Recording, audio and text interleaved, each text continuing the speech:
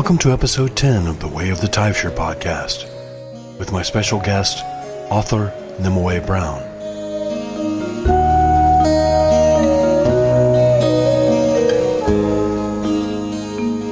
Hello, thank you for having me. You've written several books on Pagan and Druid titles. I believe the most recent is When a Pagan Prays.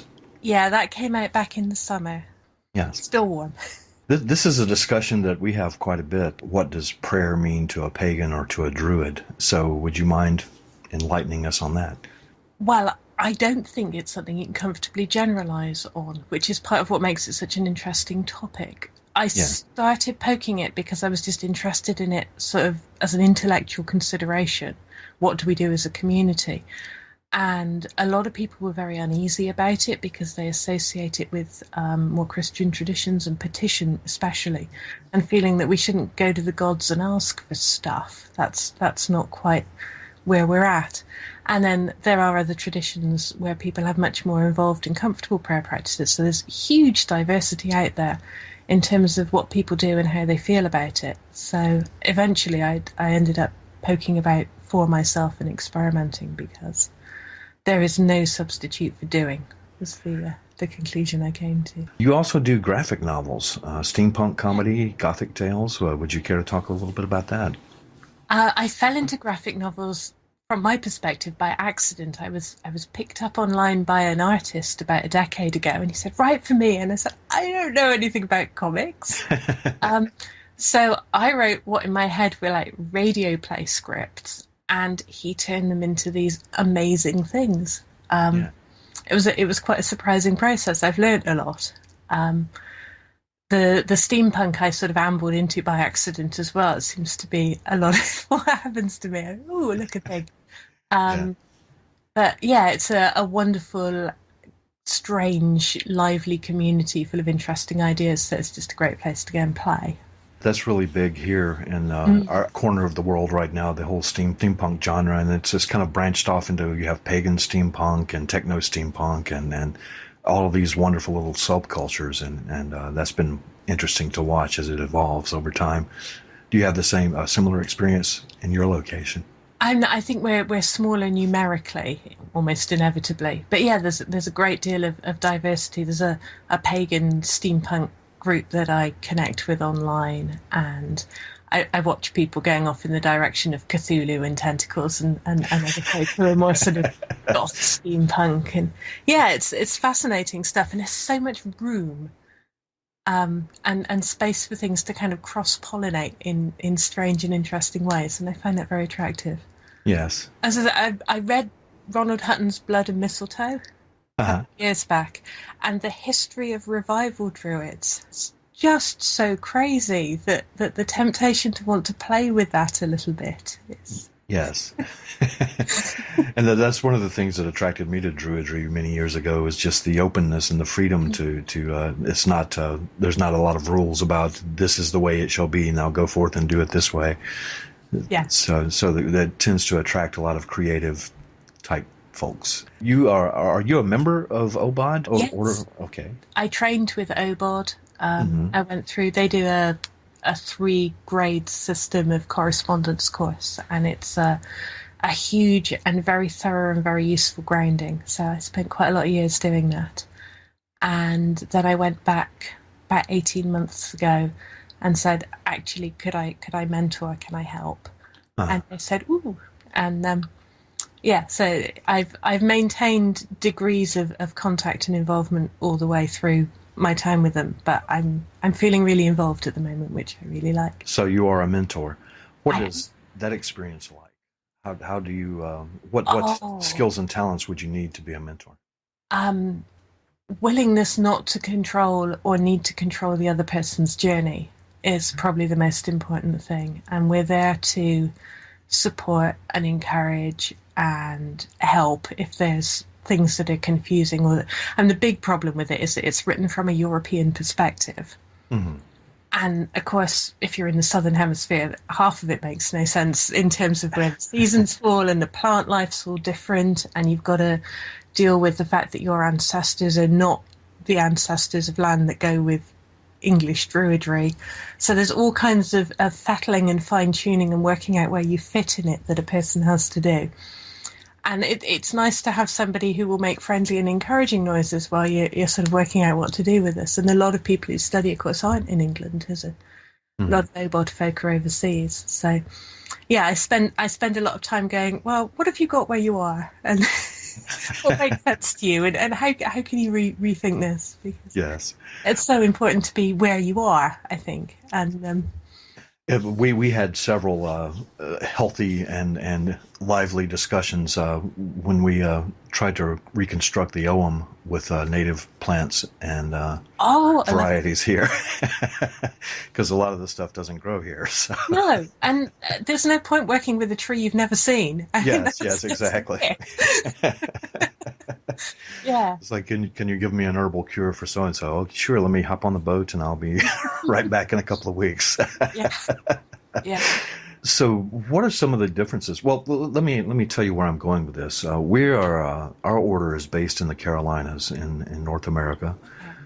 Druidry, one of the aspects of Druidry that we try to honor is spirits of place. The Druid heritage is full of Celtic mythology and that sort of thing. But at the same time, there are spirits of place here that came from the Native American people, the Cherokee, the Ojibwe, et cetera, et cetera. One of the livelier discussions we often have at our gatherings is, do we honor the spirits of place of our ancestors in Europe, or do we honor the spirits of the ancestors in North America, or do we honor both, or are they both the same thing? Or have you ever come across any of that? Oh yes, and I know it's a big issue for Australian Druids, and the problem of not falling accidentally into appropriation. Yes. Because, and how you experience, I guess, what is on the ground will not be the same as how a person with blood heritage there might experience it, because you're not plugged into the mythology in the same way. But yeah, and I think possibly from a distance, it's quite easy to look at Europe because it's tiny and go, that's kind of one thing. It's a little space. I mean, England, you could tuck into quite a few American states and lose it, I think. Yes. But even so, there's a huge diversity here. There are local deities that crop up in maybe a couple of places. And there's a dream god associated with the river within walking distance of where I live. And he's got a site here and a site up north, and no sign of him anywhere else. And I would feel a bit weird about somebody, 50 miles down the road going, oh, this is my deity. Yeah. And there's that sense of intense localism, I think, is actually very important in the Celtic stuff, that they really are, the goddess of the river is the goddess of the river. That river, very specifically. And if you've got an ancestral connection with the river, such that you've got a sense of connection to a distant figure, then if that makes sense, sure. But knowing what's in the ground beneath your feet and what's in the rock and in the air, I think if that's not Druidry, I don't know what is. So what you've got, that's what you've got, and that's where you've got to start from, I think. When the Cherokee and some of the Scottish and Irish folks settled in the Carolinas, they've discovered a lot of similarity. There's actually a Druid, or I believe it's a Druid order here. I think it's called the Caledonian tradition, that blends Celtic and Cherokee beliefs, and they're actually quite compatible in some areas. So, wow, yeah, does make you wonder, doesn't it? Exactly what it is that we're seeing sometimes. Yes, it's like the blind men and the elephant. Could you say a little more about the Order of Bards, Ovates, and Druids? What makes that particular order unique, and how does it compare to other orders?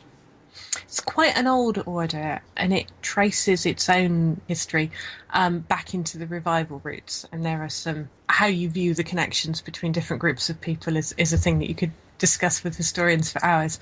But Ross Nichol founded it, and then after he died, Philip Cargon kind of refounded it and reinvented it. And so much of what he's got comes from Ross Nichol, which probably comes from things that were before Ross Nichol. And it's a very gentle order. Although there's an inherent structure in it with the OBOD Druid progression, it's a very warm and reassuring place to be, and I've come back to it repeatedly because I love that about it. It says in so many ways that there is room to explore and experiment and express, and it's not dogmatic, and it as a consequence, there are Christian druids in OBOD, there are Zen druids, there are people who are mingling all kinds of things because it's got the room to allow that. It's a very affirming framework on which you can attach a lot of things to it, but it gives you this kind of definite place to stand from which you can start. And I've read several of Philip Cargam's books, and Dave the Bard has actually been on the podcast. Yes. He was lovely. Yes, he is. Yeah. He is a bard in every sense of the word. He's a very good sort of personification of what OBOD is like. Really? Okay. It's like Dave, really.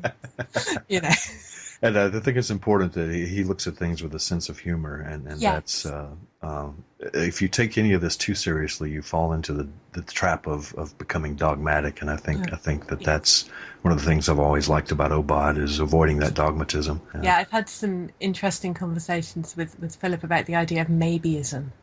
Maybeism. It's just beautiful. You can't be an aggressive, militant, maybeist fundamentalist. Because, people come along with something else and you go, oh, well, maybe. That's interesting. And could be right. I don't know. Yes. I like it or I don't like it. And you kind of, it keeps religion safely subjective. And you don't start getting ideas that you've got a one true way. And I think that's good, really, as a place to start. We have a saying around here that if you get 12 druids together, you have 24 opinions. Yes.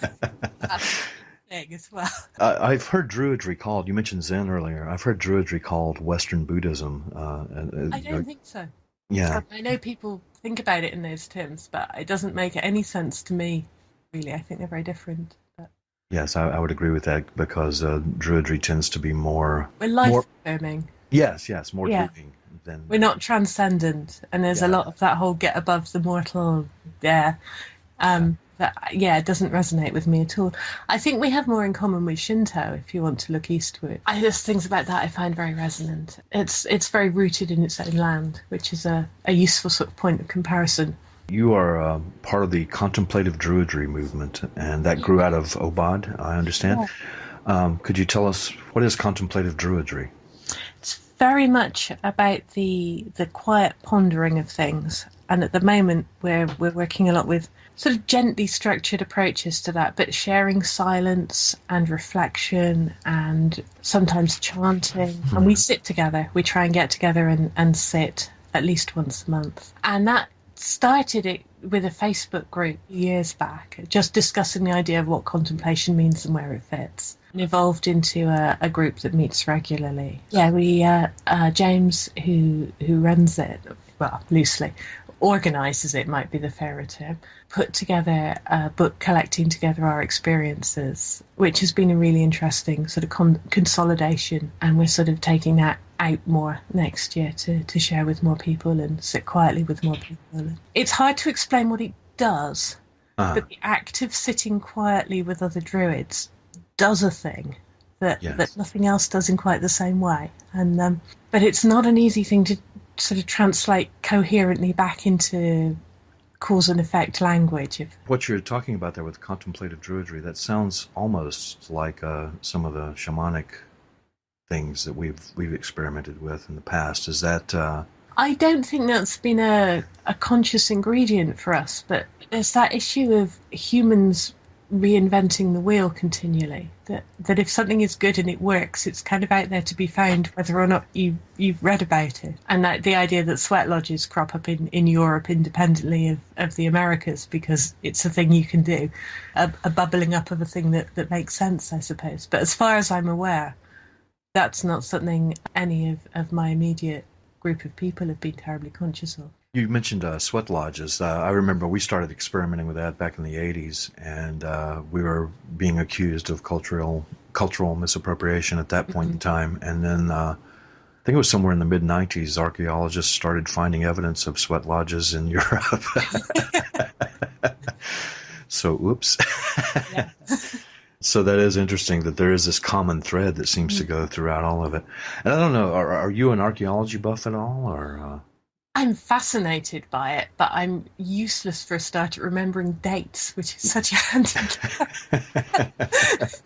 Me too, and pronunciations of all these places. But I'm going to attempt to pronounce this. Gobekli Tepe, I believe is how it's pronounced. Have you heard anything about this, or do you know anything? It's not ringing any immediate bells. But It's a site, I believe it was in Turkey, and it was around 10,000 years old. And it's basically a replica of Stonehenge. oh my gosh, no, I've not run into this at all. Okay. But it was a replica of Stonehenge. It was, of course, the stylistically different based on the materials that they had to work with and that sort of thing. But it had all these animistic figures, animals carved onto them as well. It was deliberately buried with sand at some point in time. But the thing that fascinated me about it, that we were talking about the common thread in all of this, is that it was 10,000 years old. It was built before Stonehenge. And it was in a circle, and it had the same resonant properties and everything that Stonehenge has. And it was in Turkey, which is a little far away from Stonehenge, as I understand. But I was just curious.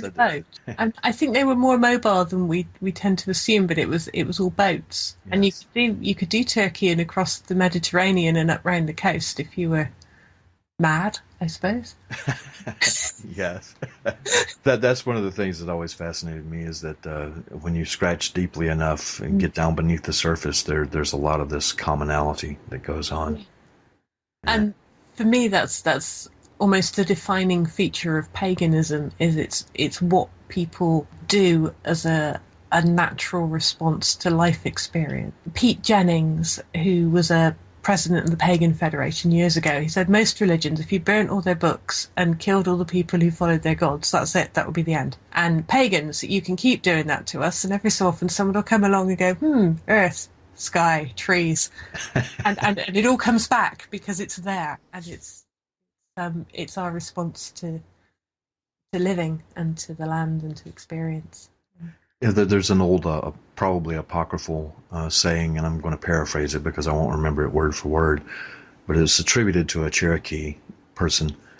And it says, if you leave a Bible out in the rain and the wind, that eventually the pages will disintegrate and blow away. But my Bible is the wind and the rain. Yes. Yeah. You also do chants and songs? Yeah. I've been interested in singing my whole life. I ran a folk club for about 10 years, so music's always been very important to me. And I got into doing harmony singing and singing groups. And of course, chanting is such a tempting way to go. But I was never quite easy with a lot of the stuff that's available. It didn't quite suit where I'm coming from philosophically. And it just dawned on me a few months ago that maybe I could have a go at writing something. I've been playing, which I'm quite excited by at the moment because it's a whole new thing opening out. Well, while we're on the topic, you have several of those online, I believe. Is that correct? Yeah. I'm on Bandcamp as Nimue Brown, shockingly. Okay. And people can just listen to them. You don't have to download. You can listen online. Well, I'm going to, if you don't mind, spell out that website for everybody who's listening. It's nimueBrown.bandcamp.com. Probably, I don't know, maybe 10 years ago, a lot of local Druid folk were lamenting the fact that there were not a lot of chants specifically for Druids. I mean, there were a lot of Wiccan chants, of course, because Wiccans are quite in the majority here in the United States. But somewhere along the way in the last 10 years, there's been an explosion of Druid-themed chants. It's the only answer, really, isn't it? If there's a gap, then you find something that you can make and put in it.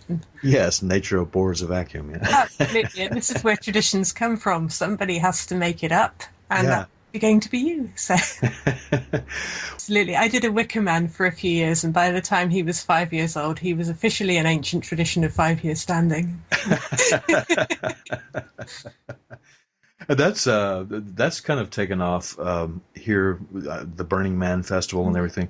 We were at a festival last weekend called Vulcanalia, and they had a wooden phoenix that they burned. Oh, right. And it wasn't specifically a pagan event, but there was a lot of steampunk and pagan, and the name Vulcanalia comes from the fact that it was arts concerning fire spinning, poi, fire casting, that sort of stuff, and fire breathing, and at the end they burned this big phoenix.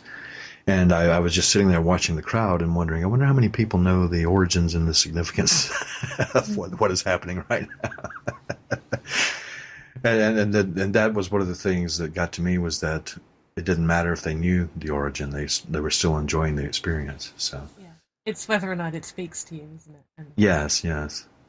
I believe the creators of Burning Man said that they refused to say what the Burning Man symbolizes. That's up to the person that's experiencing it.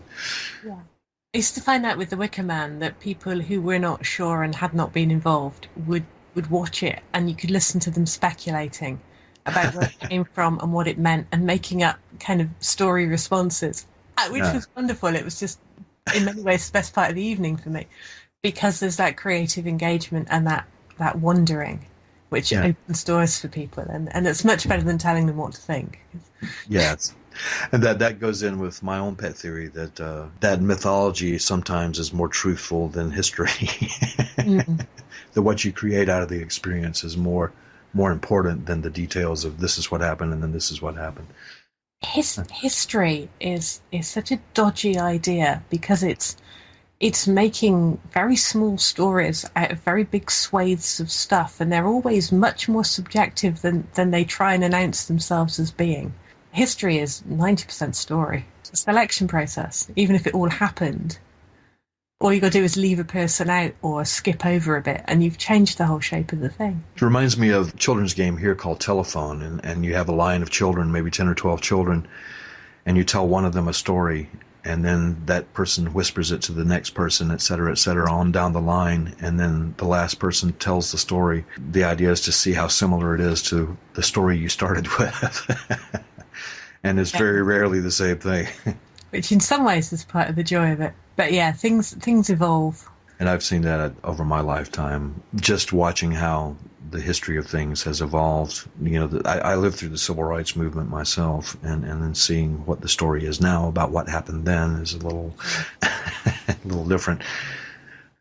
So as far as chanting, to get back to that subject, you mentioned that sometimes you use chants in contemplative druidry. Do you have any recommendations or favorite uses of chants in a ritual or in contemplative druidry, or just in general? A lot of what comes to the contemplative group comes from another member, JJ Middleway, and I think he writes some of them.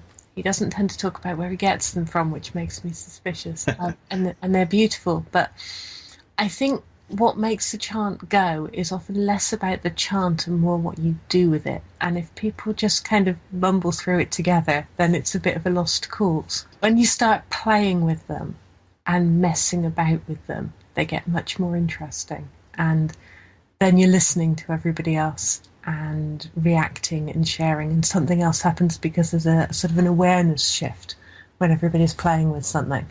And when people stop being frightened of interesting harmonies, that's also good. It's that kind of, we want safe, familiar, comforting sounds, but if not everyone can sing in tune, that can be really intimidating. But if you go, the wild, exciting, clashing, unpredictable harmonies, we can embrace those. Then whole vistas, and they can be much, much more exciting than the familiar harmonies. And you can really kind of lift hairs on the back of the neck when that gets into the sort of the stranger and less resolved sounds. So, yeah, it's more about the playing than the material you start with. I think if you go into it in a spirit of sharing and creativity, then it will become exciting. It doesn't matter where you start from, I think.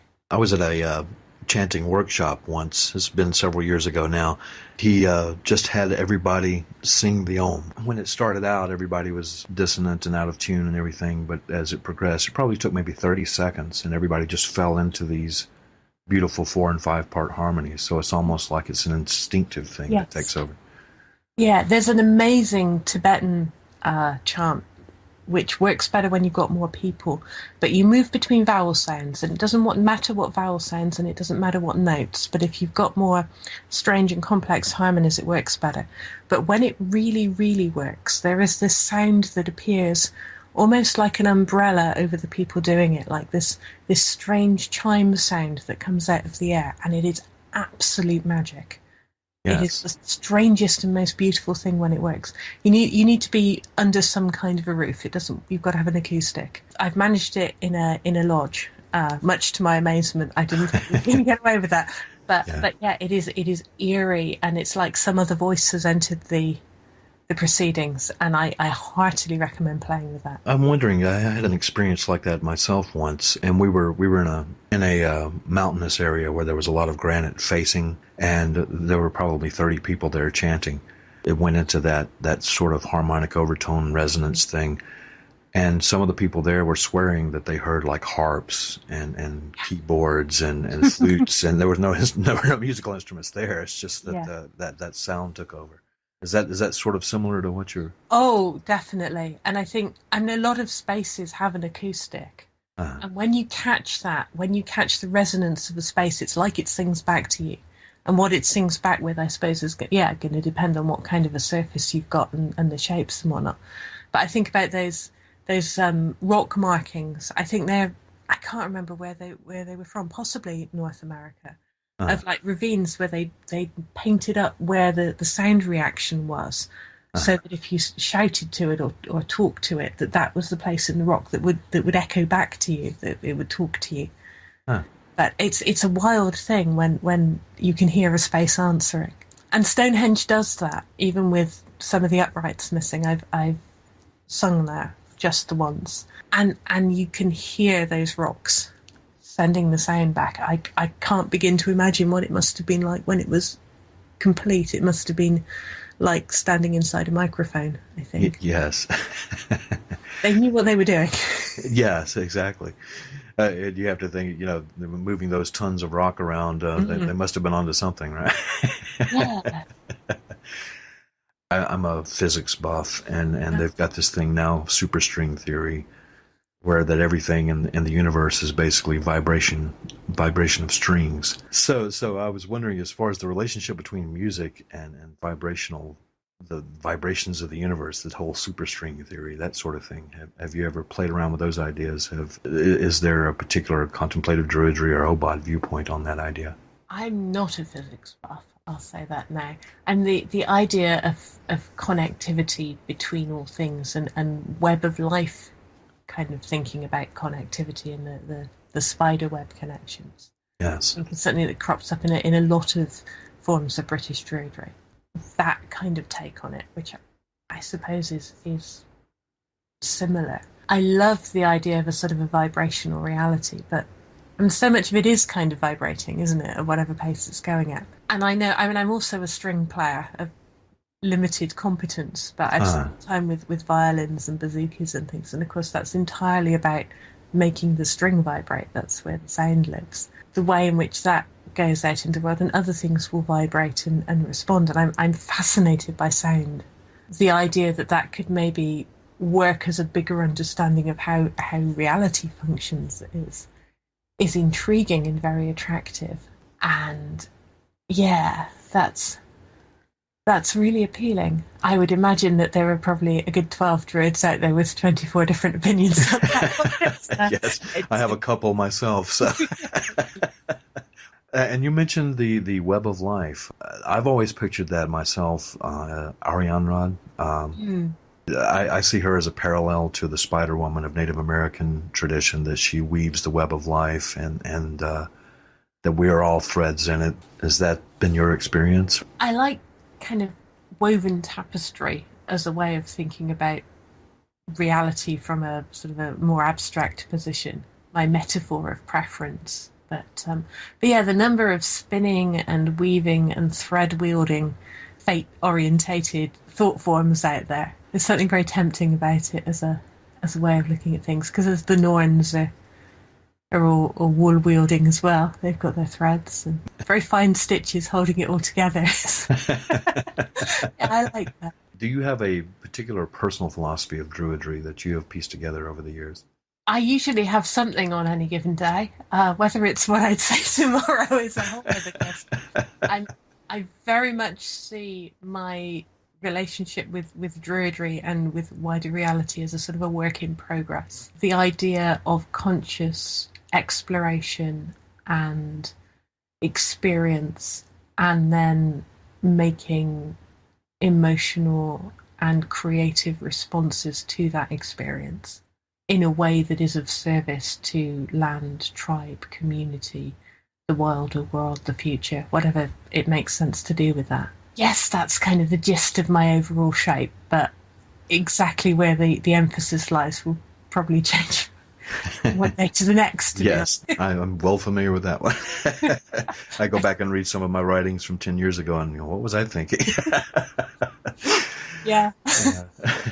Speaking of writings, you have one, Druidry and Meditation, is that correct? Yeah, that was my first book. That was your my first nonfiction. It was quite a journey. And that was a very interesting book. Is there a particular meditative style that is unique to Druidry? I think I wouldn't claim unique because that's always dangerous. We tend to be much more interested in being here and being engaged, whereas an awful lot of meditative traditions seem to be about disappearing and transcending and not being here.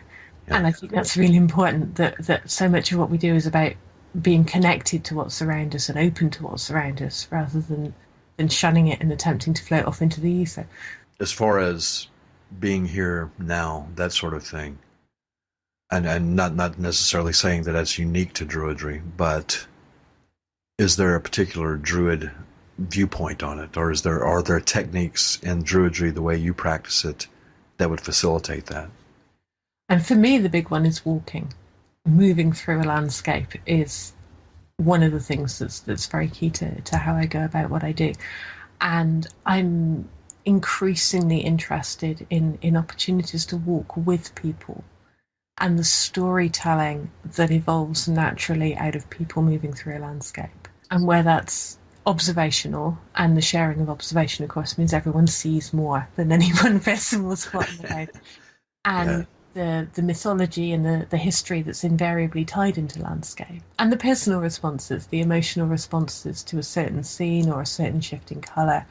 And there's an incredible richness to very consciously walking the land with other people who are very consciously walking the land and seeing what comes of that. I'm aware of that particularly as a storytelling movement. I picked up a book, Storytelling for a Greener World, earlier this year, and there's some brilliant stuff in there from Nick Hennessy about that sort of thing. And that's becoming increasingly important to me. In one of Philip Carr-Gomm's books, I'm trying to remember the title. It was a book about Druidry, but it was about him walking through the English countryside, and as he came upon these different sites, he would relate it to Druidry in some way. And it was a really great read, but it sounds like what you're describing here. And it wouldn't need to be related specifically back to Druidry in order to sort of work in that way. Kind of Druid stories to throw at it. There's always something. The first triad of our order is Sun Path, Moon Path, and Earth Path, and those are broken down further into triads. And the Moon Path, one of the parts of the triad of the Moon Path is meditation. Then the other two are dream work and what other people call shamanism. Those three are not exactly the same thing, but there's a lot of overlap in between. Do you or does any of your group do anything in terms of dream work or vision questing or things like that? I have I've not really said this in public before. The title that is floating around the ether with other people reading it for me at the moment is Pagan Dreaming. Absolutely central to my life and has been for longer than I've been consciously Druidic. It goes right back into my teens. I have a huge fascination with sleep and the science of sleeping and dreaming and philosophical approaches to it. So I rambled about all over the place, but yes.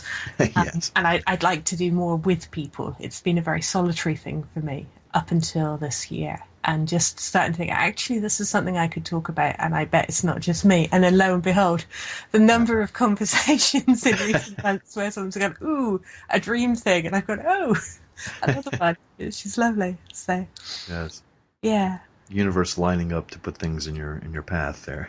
Yes, just sometimes it does. Usually just after I've written something and I'm thinking, damn it, why was that not 6 months ago when I could have used it?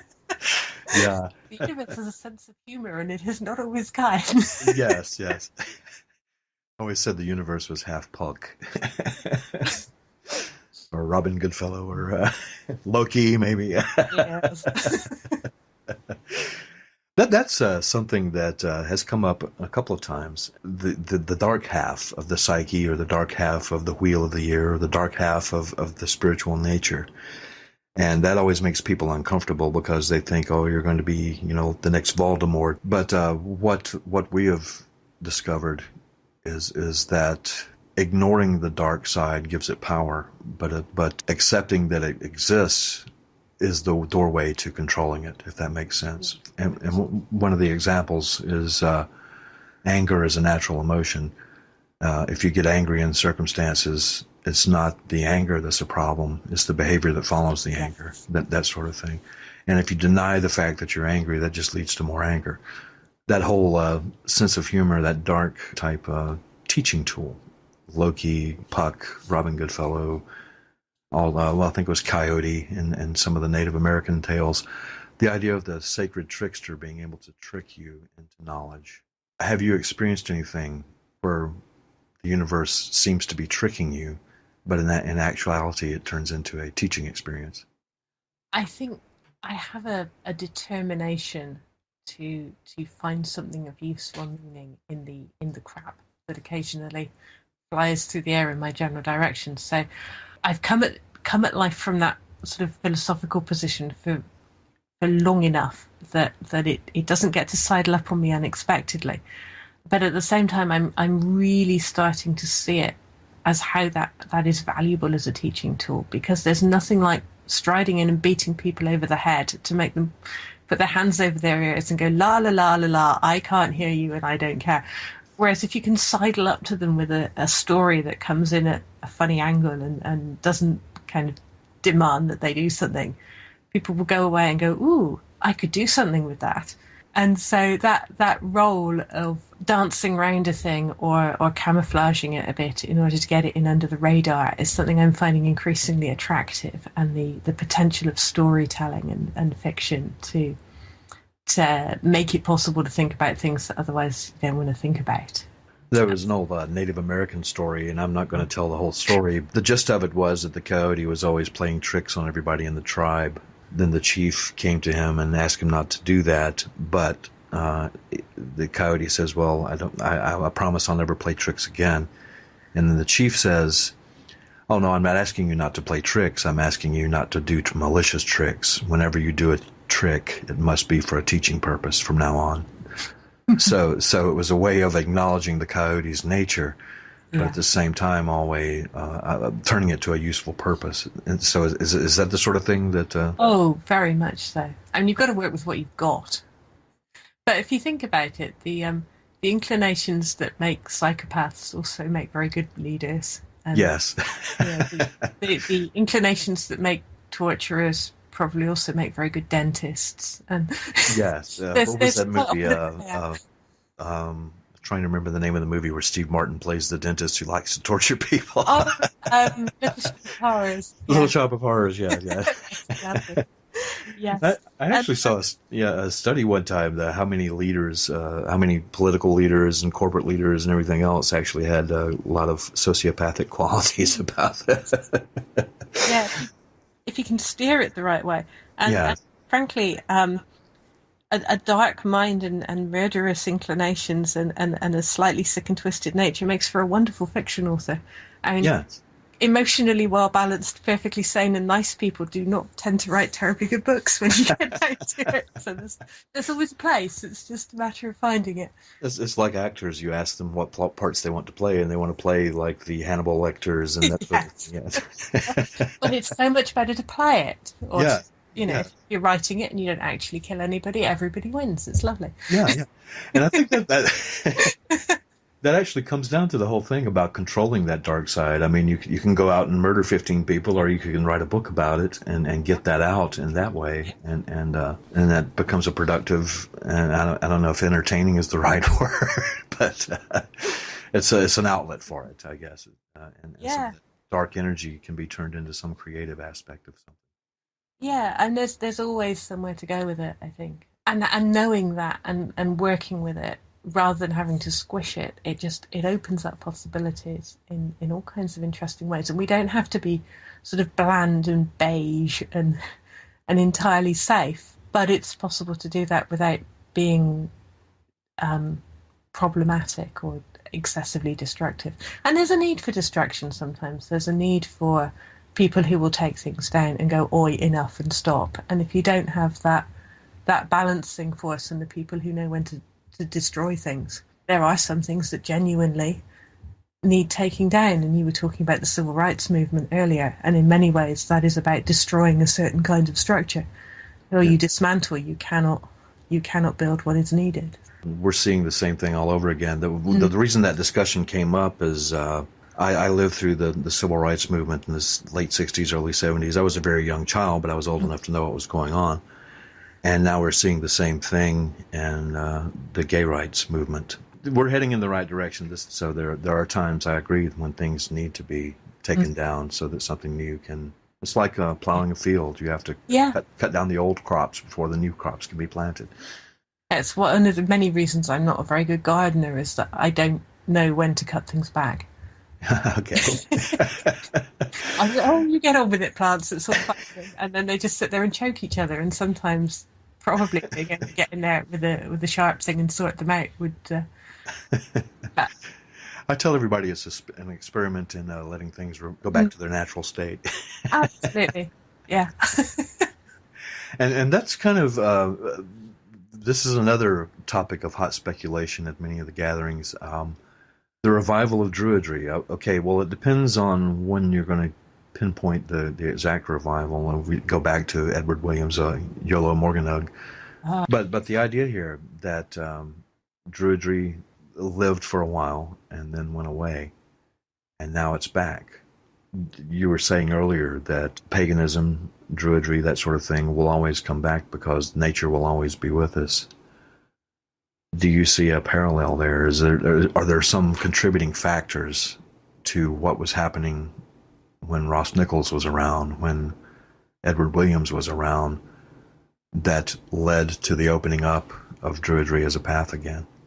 I think one of the things that sets Druidry aside is that it's got this much more open, visible, public, communal aspect to it.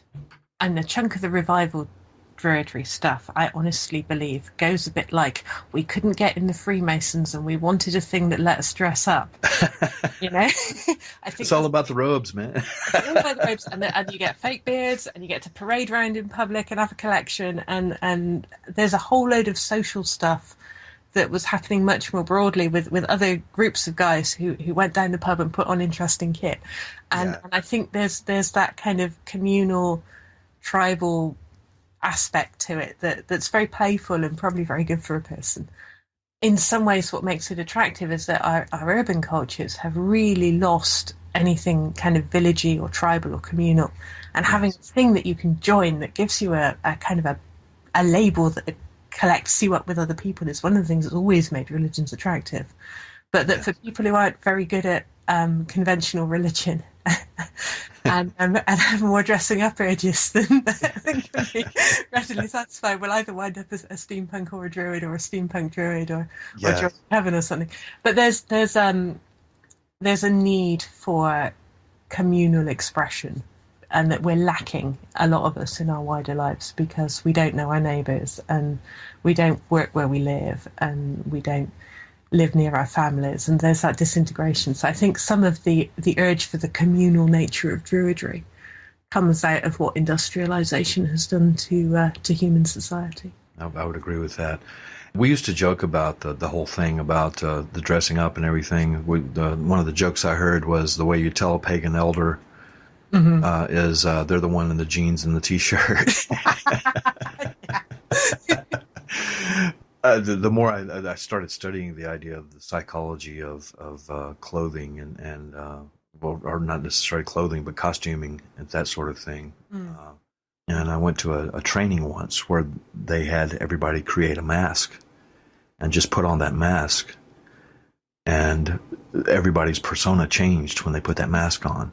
And so to take that a step further and go into the dressing up and that sort of thing, what does this outfit make you feel like? And how does that change the way you interact with other people? Mission to do something slightly different. Yes, the whole idea of guising and be somebody different for a while. And take off perhaps the everyday mundane job personas that maybe you don't want to take out into a field. And I think that transition is helpful to a lot of people. When I'm on my own, I tend to be a walking boots and weatherproof coat kind of a druid. I want to walk and I want to sit on the hills, and I want to go where it's muddy, and God, you don't want to be trying to get mud out of white robes on a regular basis. That's another. We should do a druid fashion show sometimes because it could be interesting. But when there's celebrant work to do, or when there's ritual, and when there's people who are kind of expecting something, then there is a certain need to sort of dress for the occasion. And if someone's booked me for a wedding, I will endeavour to look interesting at the very least, so that they know who it was that they booked. And not just it's not the time to turn up in the jeans. But. That's kind of the evolution of the entire druid look there, because I remember when I first went on the path with the white robes, and you're sitting on the ground, and you got mud stains in places you don't want mud stains, and and then as I got older, the robes got darker and darker, and yes. Now I'm back to the jeans and the t-shirt. But it is definitely a different perspective. And you're also a blogger. Compulsively, yes. Yeah, okay. So what sort of things do you write about? Obviously Druidry, but is there a particular... I blog every day, so everything sooner or later. But I tend to sit down at the first thing in the morning and go, what do I know that I did not know before? And see what the answer to that is. And sometimes, frequently, it's not very big. Something will have occurred to me over the 24-hour period that I have not thought about previously. And that's usually where I start from. And I try and always bring it back to sort of druid-orientated themes around community and the natural world and landscape and bardic issues. But sometimes with more success than others. That you bring up an interesting point. I had a great-grandmother that anytime I went to visit her, and she only lived 2 miles away, so I was back and forth all the time because she had cookies. But every time I would visit her, she would say, okay, tell me what you learned today. And so that little 2-mile walk every day, I would be saying, let's see, what did I learn? What did I learn? I better learn something really quick. So, and part of that was walking through the woods for 2 miles. So there were things in the woods that I had opportunities to learn from if I wanted a cookie. So that's that sounds like a great. I mean, if you're doing that too, sitting down at the blog and saying, what do I know different that I didn't know yesterday? That's something that I find very common with most of the people who walk the druid path is this hunger for knowledge. And has that been your experience? Yeah, I think so. I know a lot of druids who've either got or are working on doctorates, or who are eternal students quietly and privately. And conversations with druids get deep and broad and surprising and very rich very fast if there's any scope at all, which is wonderful. And I'm blessed with a lot of very interesting people online and in my locality. So there's always that excitement about, I found a thing, I learned a thing, did you know about this, have you seen that? It's a sweet shop sometimes, but it's the being excited about what we know and what we don't know and what might be possible, and there's an absolute joy in that, and the sharing of it is a great thing, I think. And we've debated whether or not that is actually the Awen in our order. That's one of the ways the Awen manifests, It's all inspiration, isn't it? I mean, yes. Have you read Zen and the Art of Motorcycle Maintenance? A very long time ago. That was one of the first. That was kind of one of the books that inspired me to set off on the path of Druidry. As a matter of fact, yes. I probably don't remember a whole lot about it, but Yeah, I think the thing that was the real eye-opener for me reading it the first time was the recognition that inspiration is as much a part of science as it is a part of any other creative process. yes, And that yes, really turned some lights on for me, thinking, no, this is not a separate issue. This is not some other people. This is just as much about inspiration and imagination as anything else you care to point a stick at, really. exactly. And to me, I don't see much difference between science and Awen. They're both tools to to seek inspiration. So, Yeah.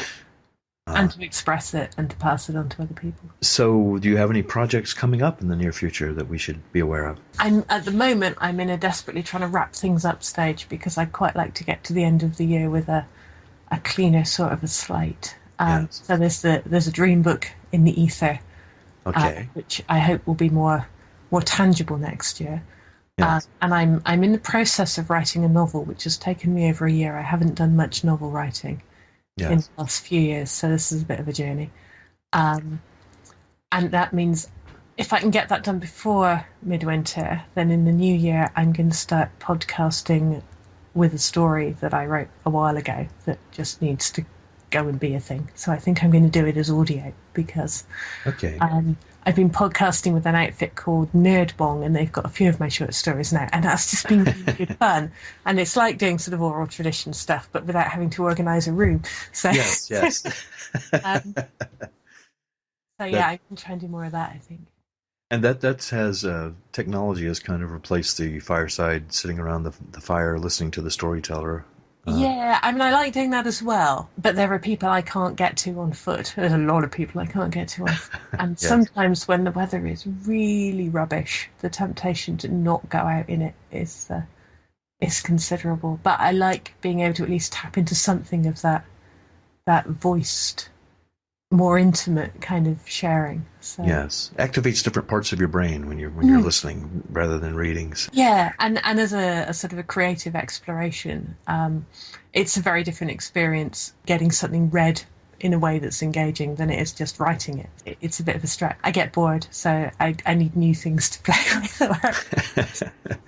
Well, without giving away any spoilers, is there anything you can tell us about the forthcoming novel? Or Oh gosh, I'm still at the handwriting stage with that, but it does have a lot of trees in it. I will say that. a lot of trees? Okay. Yeah, a lot of trees. Trees are very important in this one. Okay. So that was long overdue. So. A modern retelling of the Battle of the Trees, maybe? No. No. There are definite and discernible nods to things Druid and Pagan, but there's also a sort of a let's see what we can get in under the radar. Okay.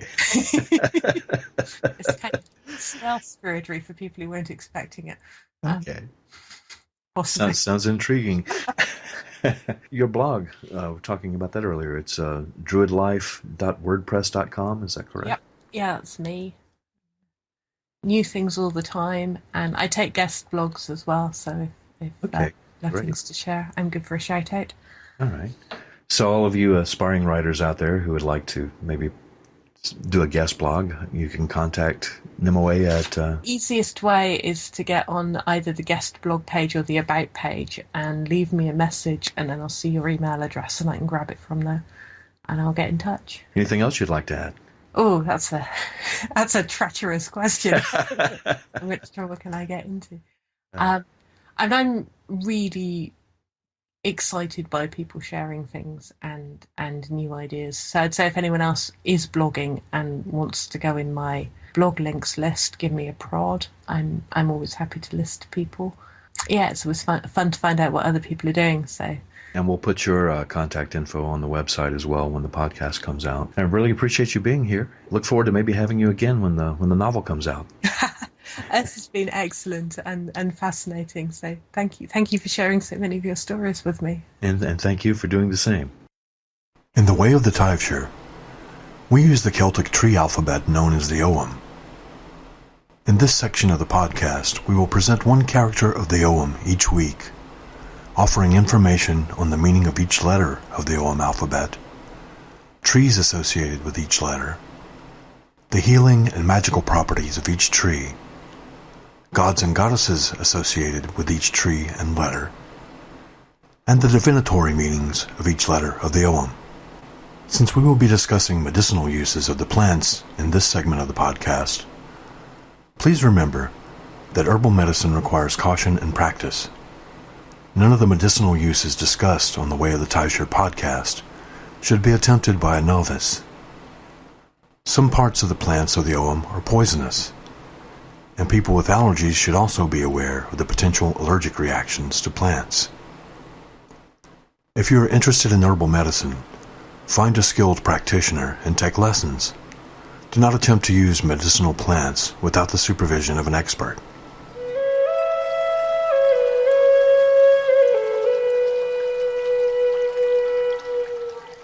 The letter D in the Ogham alphabet is represented by Duir, the oak. Its divinatory meaning is power, strength, and endurance. The healing properties of the oak. Oak leaf tea is an astringent good for treating kidney stones and hemorrhoids. Oak bark tea can ease a sore throat. A tea made from the bark of the white oak is an effective decongestant. You may either drink the tea or inhale the steam from a boiling pot of bark. An infusion made of oak bark is also a powerful antiseptic. Powdered oak bark mixed with peppermint oil makes an excellent natural toothpaste. Crushed acorns relieve constipation and may help ease the cravings of alcoholism. Mistletoe, which commonly grows on oak trees in North America, was called all-heal by the Druids because they believed it could cure almost any ailment. Magical uses of the oak. Oak is one of the trees in the sacred Druid triad of oak, ash, and thorn. It is also one of the 7 noble trees defined by Brayan law. These noble trees are oak, hazel, holly, yew, ash, pine, and apple. Brayan law describes severe penalties for improperly cutting these trees.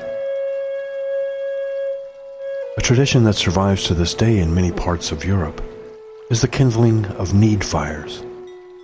Such a fire is lit during a time of need, such as an illness in a livestock herd, or an epidemic among the people of a village. Need fires are traditionally made using wood from the oak. Oak is one of the 9 firewoods to be added to the Bell Fire for the Festival of Beltane on May the 1st. The 9 sacred woods of the Bell Fire are birch, oak, rowan, willow, hawthorn, hazel, apple, grapevine, and fir. The Yule log burned at the winter solstice was traditionally cut from the mightiest oak in the forest. Oak magic is a magic of strength, success, and stability. The oak is known as the king of the forest or the king of the grove, and the word druid may have come from the Gaelic word for oak.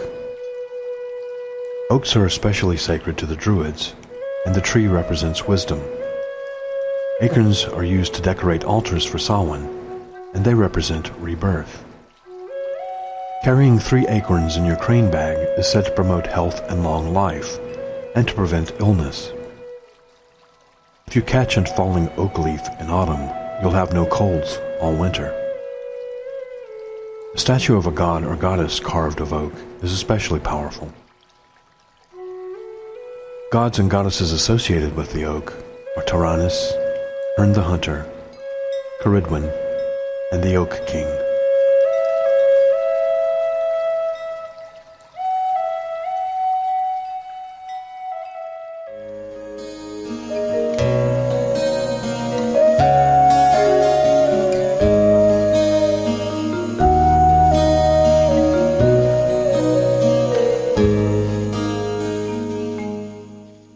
This has been episode 10 of the Way of the Taibhsear podcast with my special guest, Nimue Brown.